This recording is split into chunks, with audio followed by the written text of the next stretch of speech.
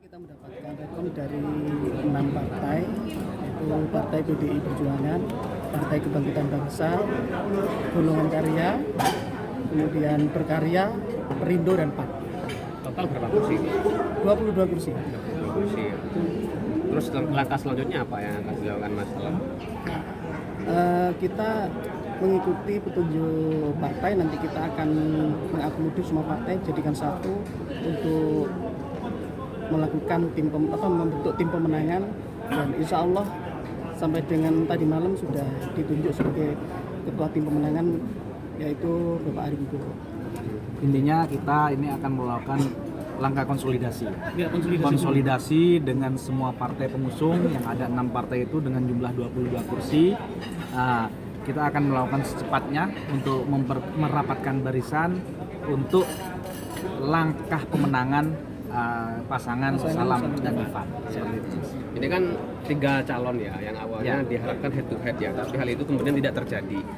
Sulitkah untuk melawan petahana ketika ada 3 calon dalam pilkada ini? Saya jawab ya.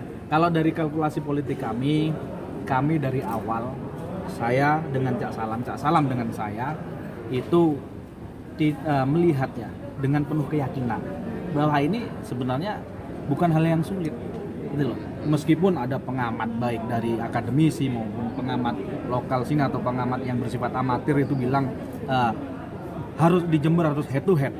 Kalau tidak head to head harus susah mengalahkan petahana. Tapi kalau dari kacamata kami berdua itu kurang tepat, gitu. Tapi kami meskipun kami yakin kami akan menang, tapi sebisa mungkin kami akan tetap melakukan konsolidasi dengan intent, karena ini perjuangan untuk merebut hati rakyat.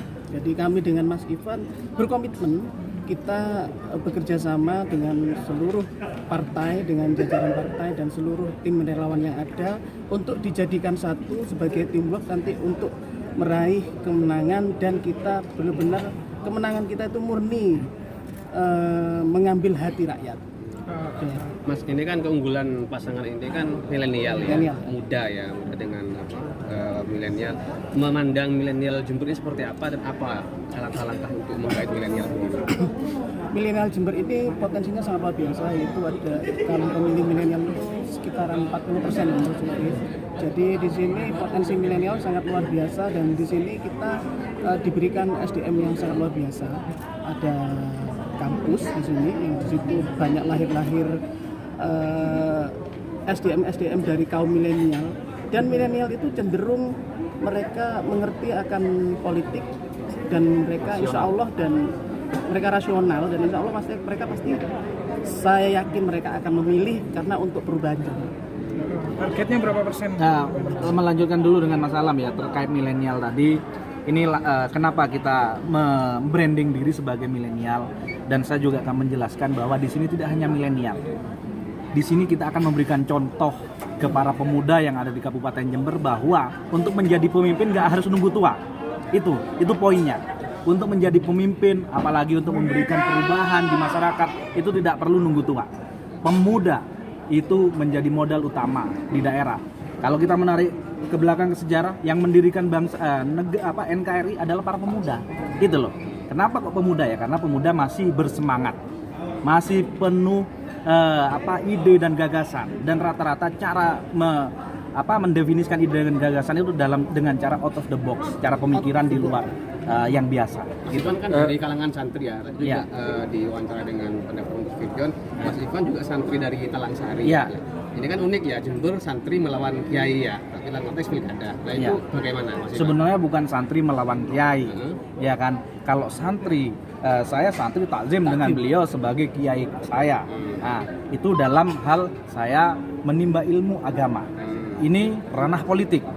Ranah politik itu harus dibedakan dengan keilmuan di dalam bidang agama. Di dalam ranah politik kontestasi, apalagi ini negara demokrasi, itu sah-sah saja, halal-halal saja kita berkontestasi, tapi berkontestasi yang sehat, gitu menurut saya. Mas Ivan ada kabar juga minta restu atau menghadap ke Gus Firjon ketika. Oh tentu. Saya insya Allah 2-3 kali ketemu guru saya. Saya waktu itu beliau masih belum memutuskan untuk maju. Dan saya akhirnya meminta restu ke beliau dan direstui dan didoakan untuk saya bisa sukses. Dan insya Allah kalau mendapatkan amanah, saya tetap bisa memegang apa yang dikehendaki oleh rakyat. Amin. Sejauh ini masih komunikasi dengan PKB Mas karena belum menentukan sikap sampai hari ini. PKB sudah menentukan sikap, nanti insya Allah jam 8 kami dipanggil ke kantor DPC PKB untuk serah terima B1 KWK. B1 KWK dari PKB.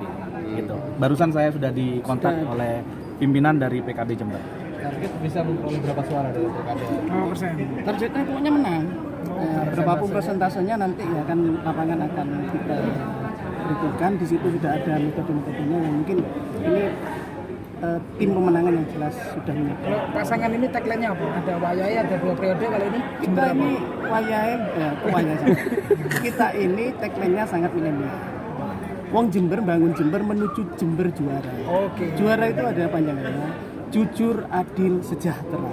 Fokus pembangunannya dari pasangan ini apa nanti? Fokus pembangunan kita ada 3 isu yang emang harus kita benar-benar nanti implementasikan ke depan dan kita kerjakan dengan cepat, yaitu infrastruktur, sembako murah, kemudian ini lapangan pekerjaan. Lapangan pekerjaan itu menjadi poin utama bagaimana kita para milenial juga, bukan hanya milenial kalau untuk lapangan pekerjaan, tapi milenial itu menjadi generator utama untuk menciptakan lapangan pekerjaan.